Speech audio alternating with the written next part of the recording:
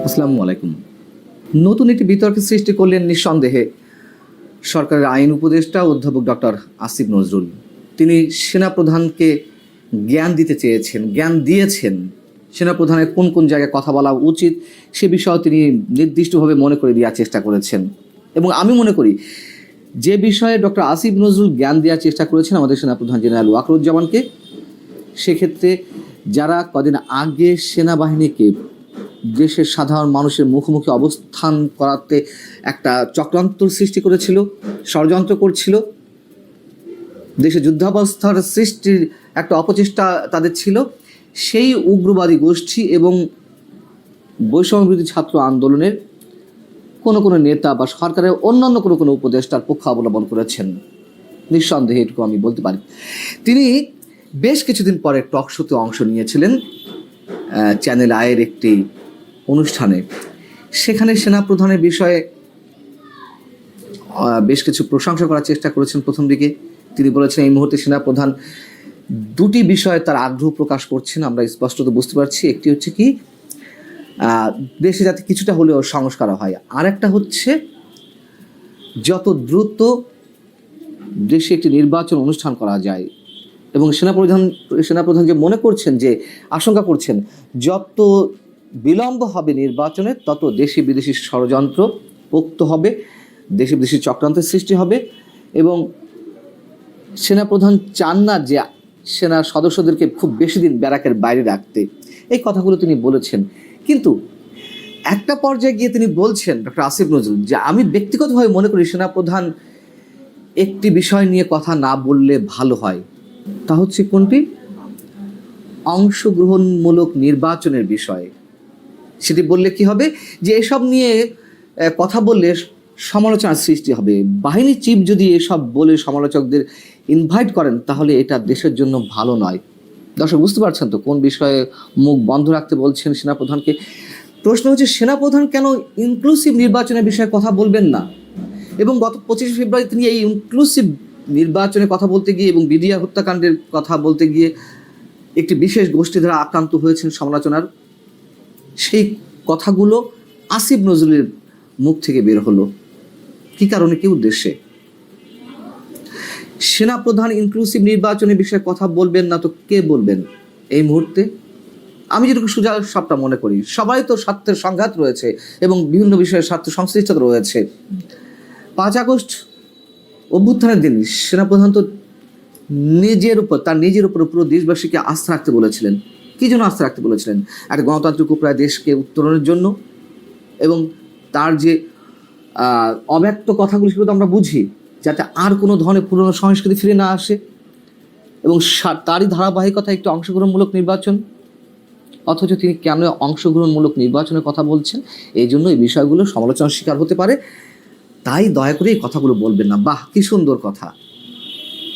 এবং তিনি জাতিসংঘেরও উদাহরণ দিচ্ছেন। জাতিসংঘ বলে গেছে, জাতিসংঘের মহাসচিব কদিন আগে বাংলাদেশ সফরে এসে যে বললেন যে তারা কোনো দল নিষিদ্ধ হোক এটা চান না। এবং এটির মধ্য দিয়ে অনেকে ব্যাখ্যা করার চেষ্টা করলেন যে জাতিসংঘ হচ্ছে একটা ইনক্লুসিভ নির্বাচন, তার কারণ আওয়ামী লীগ নিষিদ্ধ করলে তো আওয়ামী লীগ নির্বাচনে অংশগ্রহণ নিতে পারবে না। বারবার বলি, শতবার বলি, হাজারবার বলে যাব যে আওয়ামী লীগ যারা অপরাধী, যারা গুম খুনের সঙ্গে জড়িত, গণহত্যার সঙ্গে জড়িত কিংবা দুর্নীতির সঙ্গে জড়িত, তাদের বিচার অবশ্যই হতে হবে। কিন্তু দল কেন? আওয়ামী লীগের যে এখনো পর্যন্ত মিনিমাম 3 থেকে 4 কোটি মানুষ কট্টর সমর্থক হিসেবে রয়েছেন, তাদের অপরাধটা কি? কেন তাদের আদর্শের জায়গায় কথা বলতে পারবেন না? কেন তারা রাজনীতি করতে পারবেন না? কেন তাদের রাজনৈতিক দলটি নির্বাচনে অংশগ্রহণ করতে পারবেন না? এই একই কথাগুলো তো আমরা 7 জানুয়ারি নির্বাচনের আগে মুহুর্ব বলে এসেছি। সে 2014 থেকে 2018 থেকে 2024 এসেও বলেছি, এখনও বলতে চাই। সেটি আওয়ামী লীগ হোক, বিএনপি হোক কিংবা যদি জামাতও হয়ে থাকে, আমরা বলবো। জাতিসংঘের মহাসচিবের কথা উল্লেখ করতে গিয়ে ডক্টর আসিফ নজরুল কত সুন্দর একটা চতুরতার সঙ্গে বলছেন, জাতিসংঘের রিপোর্টে ইনক্লুসিভ ইলেকশনের কথা বলা নেই। তারা বলেছে দলকে যাতে নিষিদ্ধ না করা হয়। তিনি জ্ঞান দিচ্ছেন বিভিন্ন বিষয়ে। তিনি যেদিন জাতিসংঘের মহাসচিবের একটা মত বিনিময়ের মতো অনুষ্ঠান ছিল বিভিন্ন রাজনৈতিক দলের সঙ্গে, 7টি রাজনৈতিক দল সেখানে আমন্ত্রিত ছিল। জাতিসংঘের বাংলাদেশস্থ আবাসিক কার্যালয় থেকে এই অনুষ্ঠানটি আয়োজন করা হয়েছিল।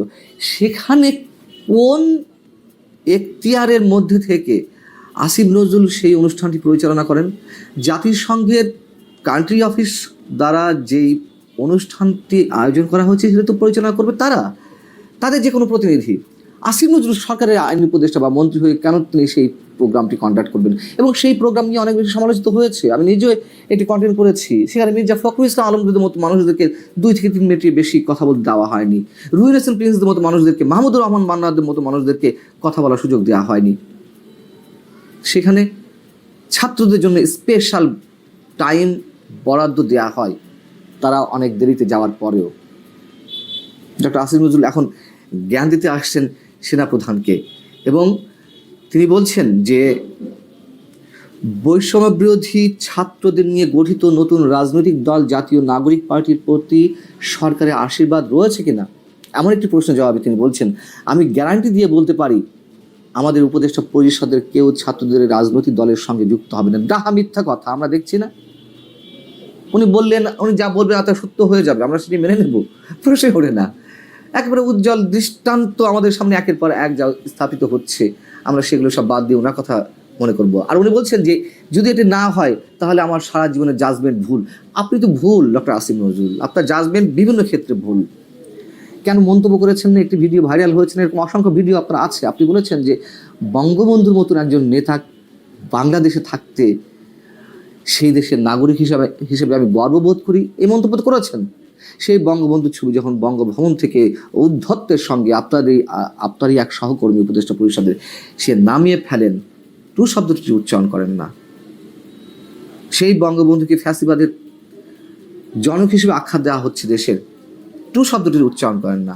তা আপনার জাজমেন্ট ভুল হবে না তো কী হবে? অথবা আপনি নিজে স্রেফ প্রতারণা করছেন নিজের সঙ্গে, অথবা সুবিধাবাদীরার জন্য আপনি নিজেকে বিক্রি করে দিচ্ছেন। এই কথাগুলো তো আসবে, প্রমাণ সাপেক্ষে কথাগুলো বলছি, উত্তর দেন পারলে এই কথাগুলোর।